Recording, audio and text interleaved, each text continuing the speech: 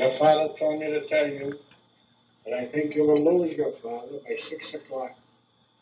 Uncle Sam was in the house, and he heard what the doctor told me. He ran across the street, and soon came up with Uncle Nathan.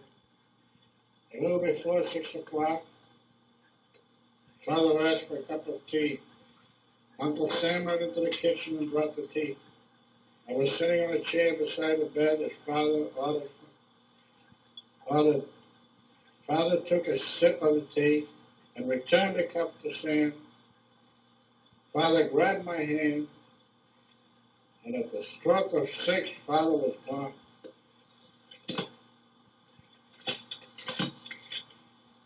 The funeral was the next day. By the time we arrived at the Denham Bureau grounds, it looked to me like the whole world turned out for the funeral. Again, I repeat that the hearse and the coaches were horse-driven. By the time we got home from the cemetery, it was late night, and the only one who came home with us was Uncle Sam. The day after the big blow, I found out at school where to go to get a license to sell newspapers. And that night I started selling for a neighbor. I had no corners, so I had to jump streetcar. Papers were selling for a cent a copy, and they earned a quarter of a cent for each paper I sold. My district was from Dover Street to Northampton Street and back. And if I sold 100 papers, I would earn 25 cents. I had to jump streetcars to do it, and the Sunday paper sold for 5 cents.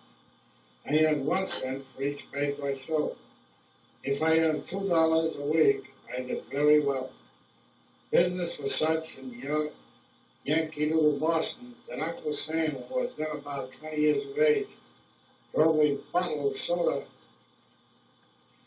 delivery wagon from 7 a.m. to 6 p.m. at a salary of $3 a week.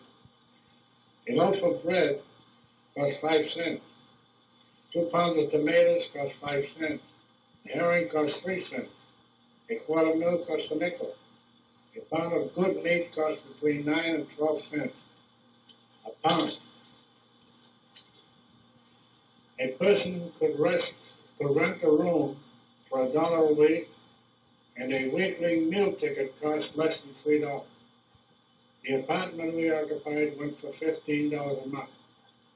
Soon after Father passed away, we moved into a basement apartment on Seneca Street.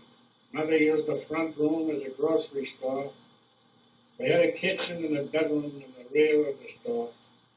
Mother, Jenny, Abraham, and I slept in the bedroom. Mother was pregnant. After a night's work of jumping streetcars with the newspapers, I never knew where Mother slept. Uncle Sam and his family rented an apartment in a building on Washington Street with electric lights and steam heat, and Uncle Harry managed to get his brother-in-law, Sam Saperstein, to take over that property. And Mother never discussed her money problems with me. When winter 1912 came, Mother, being pregnant and suffering from varicose veins, was forced to quit a grocery business and found an apartment on the 5th floor on Mott Street. Molly moved in with us. Molly was working and contributed to her sister's well-being. Mother managed to make connections with Metropolitan Coal Company to sell coal on time payments. All the customers were in Roxbury and Dorchester. So every Sunday after breakfast, it was my job to go on foot from the South End into Roxbury and Dorchester to make collections of 50 cents to $1 a week for the coal. Uncle Nathan, Max, and Harry lived in the Roxbury-Dorchester area, and the only ones that I was offered something to eat was at Uncle Nathan's home.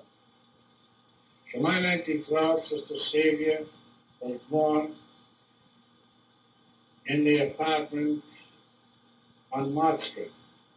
When Mother went into labor, I ran for a doctor to the Boston dispensary and managed to get a doctor to come with me to the home.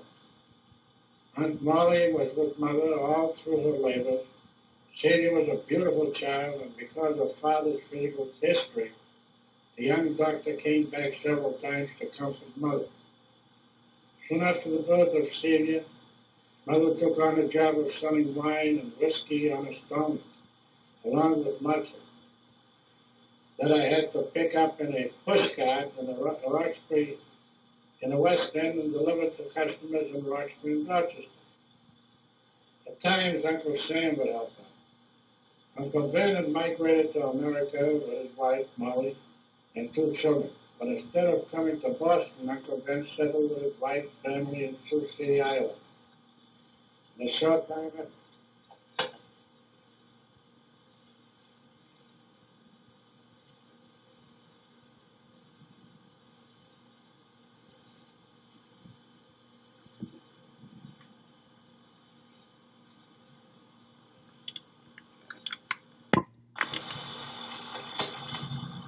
a son Herman and daughter Sadie.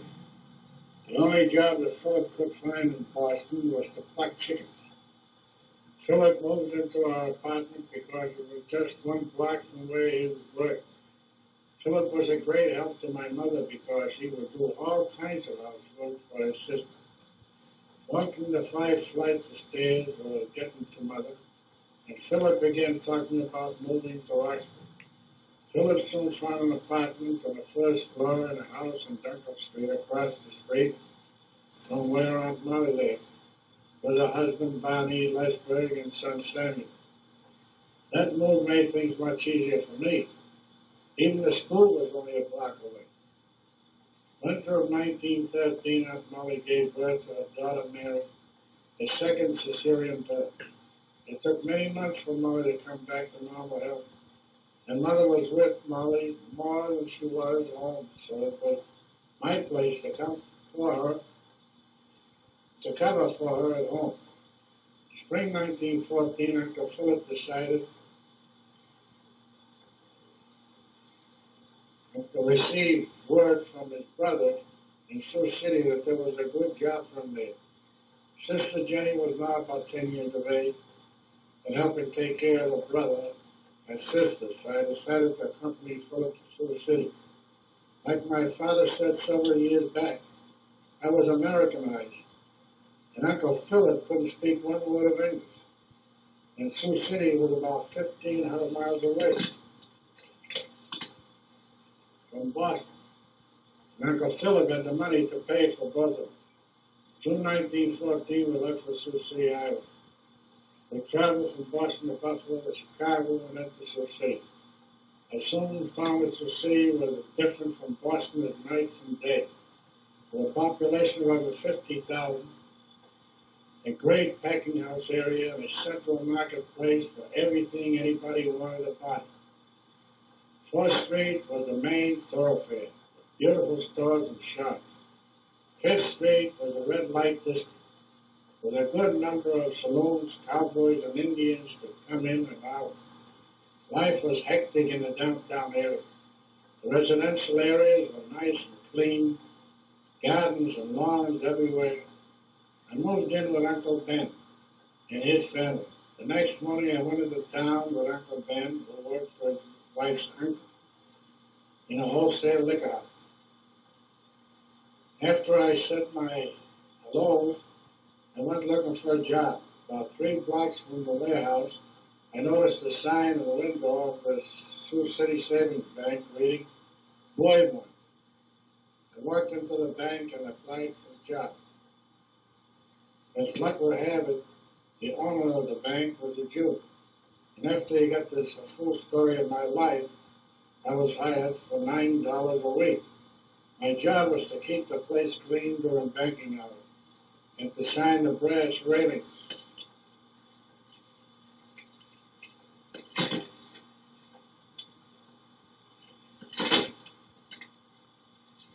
Uncle Ben's wife Molly was a bit on the nervous side, so I found room on East 7th Street for $1 a week, and my food cost about $3 a week. Laundry and clothing cost amounted to another $3 a week. Movie cost 10 cents, so I was an independent youngster until September. When school entry came about, My boss called me into his office and told me that I must go back to school. I tried to tell him that I would. I would register for night school. So he told me that I cannot work in the bank days at my age in Sioux City. I left about a week and then found a job at Davidson's department store as a bundle wrapper. December 24, I found a layoff notice in my envelope with the reason that the busy season is ended for now. Christmas Day, I started work as a dishwasher at the White Front restaurant. The owner was Aunt Molly Wolf's brother, Philip Kalin, who told me to keep an eye out for everything that goes on in the kitchen. About 2 or 3 weeks after I started, the cook did not show up, and Philip told me to do the cooking. I must have done more praying than cooking because everything that came out of the kitchen was so good that Philip told me the cook job was mine. I worked for Philip about 6 months. My pay was $30 a month, and all I could eat. There was a man who would come into the kitchen and spend about 5 minutes talking to me and leave. After a while, he told me that he was the chef at the Chicago House, a fine hotel on 4th Street. He told me that his name was Johnson and would like to see me there. Several days later, I walked into the Chicago House kitchen and talked with Johnson. He told me that I could come in to work for him and that he would start me off at $40 a month. The hours were from 6 at night until 2 in the morning. I took the job. This job involved cooking for large groups. I cannot recall when I left that job because it made me very ill, and I was laid up for some time.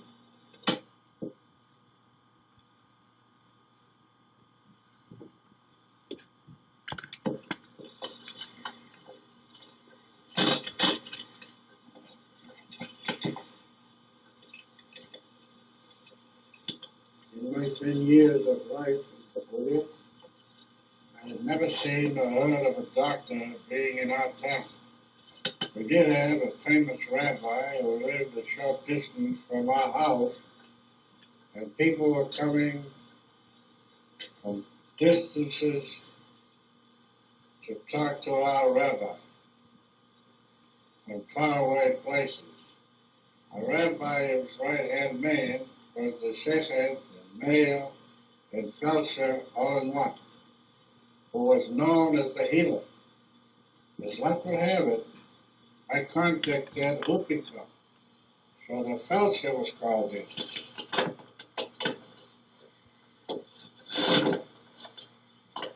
Our feldsher did his healing with suction cups and live bloodsuckers. For body aches, the feldsher uses suction cups, and for blood poison, he would use his bloodsucker.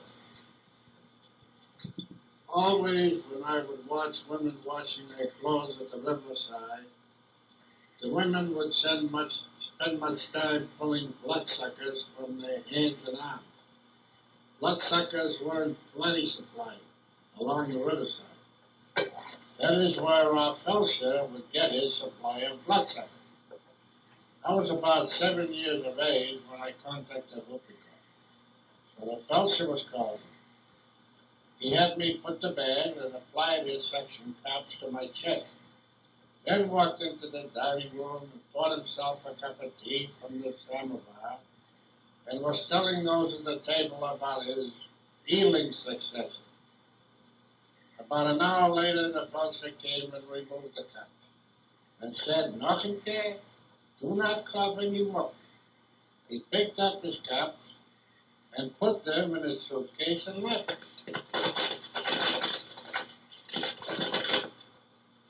My cough became worse. So a day or two later, Zadie told Mother that I must be taken to the doctor, who lived several miles from Kapulye. The next morning, I was awakened as the sun was coming up and placed in a covered wagon with a double hitch, and a balaclava driving the horse, and with mother along, he set out on the run for the doctor. About mid-morning, we reached the doctor's estate. There was a great front lawn in front of his great home. And there, many people, sick people, laying around on that lawn. About noon, Mother's name was called, so we went into the doctor's office, coughing badly. So the doctor told Mother to get me out of his office and come back for medicine. Soon Mother came back with a bottle of medicine and a teaspoon and fed me the medicine. We got back into the wagon and left for home. I soon fell asleep.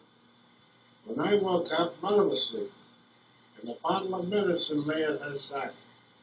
So I picked it up and took a swig from the bottle. The medicine had a good taste, so I finished it all, about 6 ounces, and fell fast asleep. When we reached home, it was already dark. Mother woke me and said that we were home, so I crawled out of the wagon. Soon Mother found the empty medicine bottle and cried, "The medicine's good."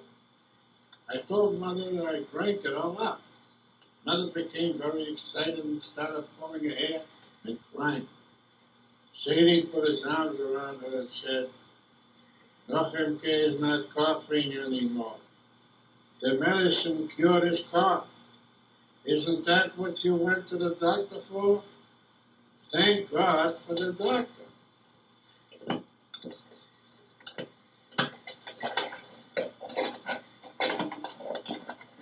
That was the only time that I ever saw a doctor in Kapulye in all my 10 years of life there.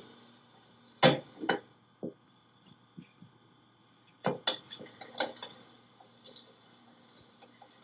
now, about my father. From the time I was born, January 23, 1899, until December 1911, my father was taken from us. I had very little contact with him. In Russia, my father was drafted into the army at age 21 and served 3 years and was discharged. On his way back home to Lincoln, father stopped off to visit his uncle in Kapulye, where he met my mother, his cousin, and they were soon married. About a year after I was born, Mother gave birth to another son, who soon died. About a year later, another son was born, and soon died. Father learned the trade of cabinet making during his army service. So while living at my grandfather's home with his family, Father was working at his trade. Father also built houses in Kapulye.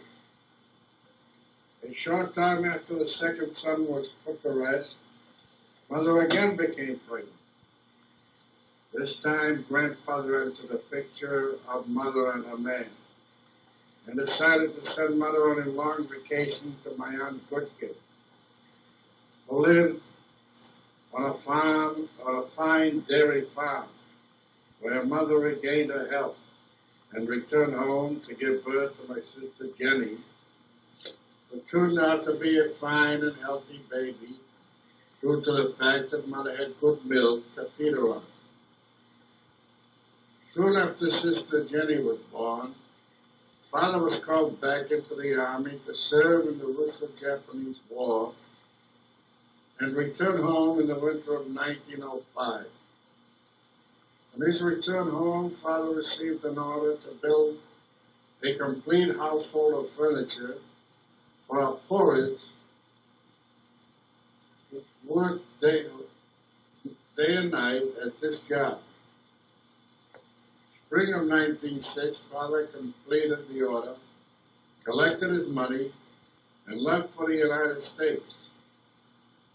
while we remained living with my grandfather in Kapulye.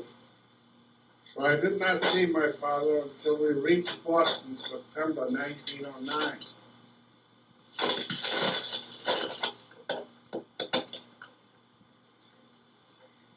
The day we arrived in Boston, it was very exciting. Mother and Jenny and Aunt Molly and I traveled together. When we arrived at South Station, there was no one there to pick us up because Father, after spending all day and the day before and the day before that, couldn't understand what was holding us up nor where we were hiding. The trouble was that we were detained at Staten Island because we missed our call, and so we had to wait until all the other visitors there were accounted for.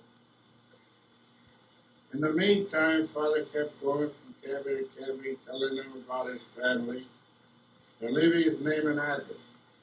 So when we finally arrived at the South Station, the evening of September 8th, a cabby soon approached us, and when Mother showed him the address of where we were bound, the cabby put us and our bundles into his cab and drove us to Seneca Street. As we turned the corner from Harrison Avenue on the Seneca Street, Father, along with Uncle Sam, were on the corner waiting. Father kissed Mother and took Jenny in his arms, and we were headed for number 21 Seneca Street. Molly, Sam, and I followed.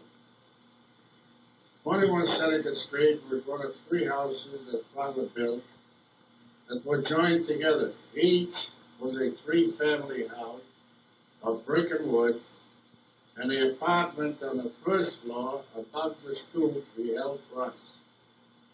Each apartment had its own bathroom. There was a Franklin coal stove with a bright kitchen, and a 2-burner gas stove on the shelf, next to the hot water burner.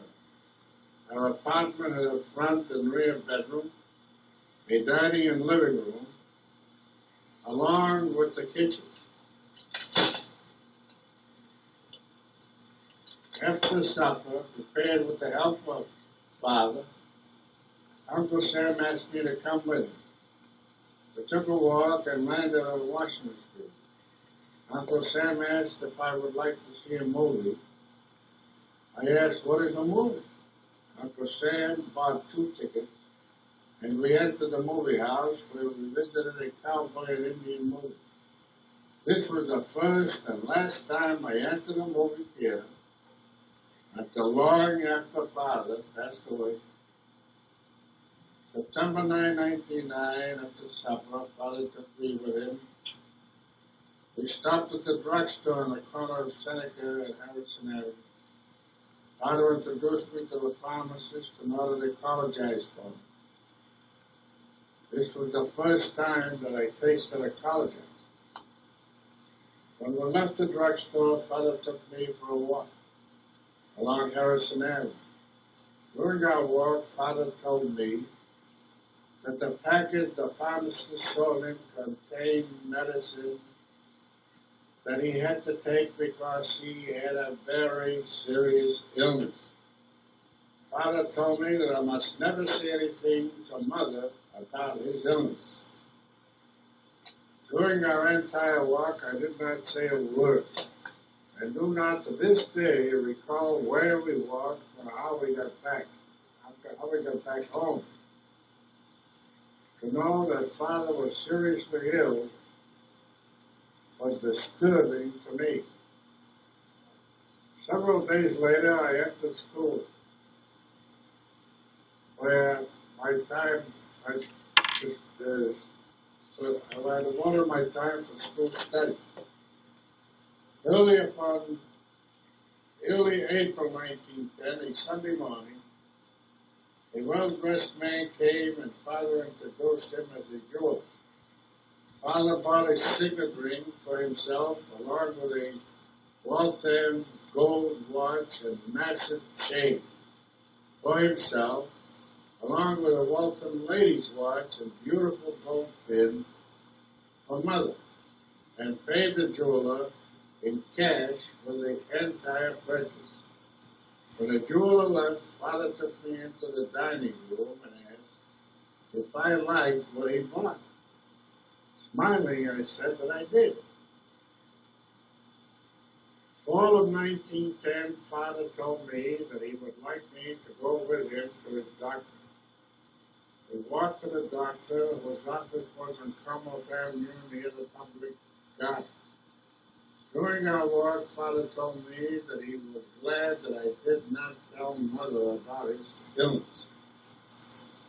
I was introduced to Dr. Cushing by Father, but I did not feel like being sociable to the doctor because of what I overheard. Father was to be operated on February 1911 with uncertain results. Later I found out that Father was operated on an exploratory situation where look-see is done by the doctors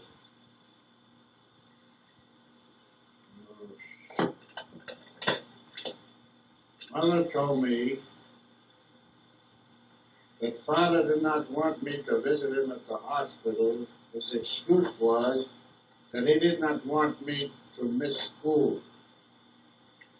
I knew then, as I do now, that Father knew what I knew of his situation and could not stand my facial expression when we would meet. After a couple of weeks at the hospital, Father went back to work. November 1911, Father was back at the hospital. Again, he was operated on. Early December, Father was brought home. That day, when I came home from school, Father was in his bed. When he saw me, he waved his hand and smiled, but did not say one word to me. The day when Father died, about 5 in the evening, we had supper. Uncle Sam was with us. Father refused food. He was too weak to leave the bed for days. Soon Father called Uncle Sam and asked him to call Dr. Lazarus. Soon the doctor came in and went into the bedroom. The doctor very soon came out of the bedroom where Uncle Sam was with Father and told me that Father told him to tell me what the situation was. Dr. Lazarus told me that Father was going to die by 6 o'clock. I walked into the bedroom where Father was having a cup of tea. Father handed a cup to Sam, motioned for me to sit in the chair beside his bed, took both hands in his, took both of my hands in his, and died. What troubles me to this day is that Mother acted throughout the day that we lived with Father from September 1909 to December 1911, as though she did not know our Father's condition. One thing I am certain about is that Mother did not know what I knew throughout those days. I never told her.